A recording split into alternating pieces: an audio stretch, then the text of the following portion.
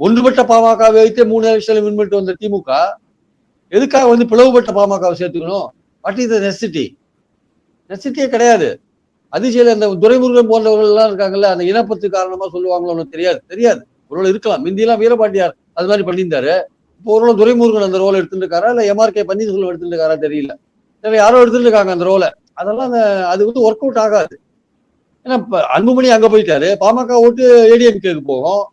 அது வந்து இவங்களுக்கு கொஞ்சம் ராமதாஸ்க்கு கொஞ்சம் போகும். பாமக ஓட்டு கீழே பிளவுபடும் போது திமுகவுக்கு நல்லது தானே. அது திமுகவுக்கு வர ஓட்டு இல்ல, திமுகவுக்கு எதிரான ஓட்டு. திமுகவுக்கு எதிரான ஓட்டு பிரியறது நல்லது தானே சார். திமுகவுக்கு எதிரான எந்த ஓட்டுமே பிரியறது நல்லது தானே. திமுகவுக்கு எதிரான அதிமுக ஆதரவு ஓட்டுகள் பிரியறதும் நல்லதுதான். திமுகவுக்கு எதிராக அரசாங்கத்துக்கு எதிராக இருக்கிற ஓட்டுகள் பிரியறதும் நல்லதுதான். எல்லாமே திமுகவுக்கு நல்லது.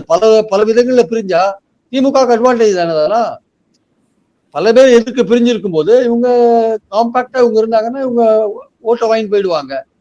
தங்களுடைய ஓட்டை வாங்கி இவங்க விரும்புறதுக்கான வாய்ப்புகள் அதிகமா இருக்கு.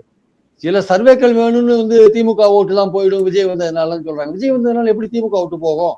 விஜய் திமுகவை கடுமையா எதிர்க்கிறாரு, அதிமுகவும் கடுமையா எதிர்க்குது. அப்ப இதுவரையும் திமுக எதிர்ப்பு ஓட்டுகள் வாங்கின அந்த ஓட்டுகள் தானே பிரியறதுக்கான வாய்ப்பு இருக்கு. வேணா திமுக இருந்து கொஞ்சம் இளைஞர்கள் வேணா ஓட்டு போடலாம்.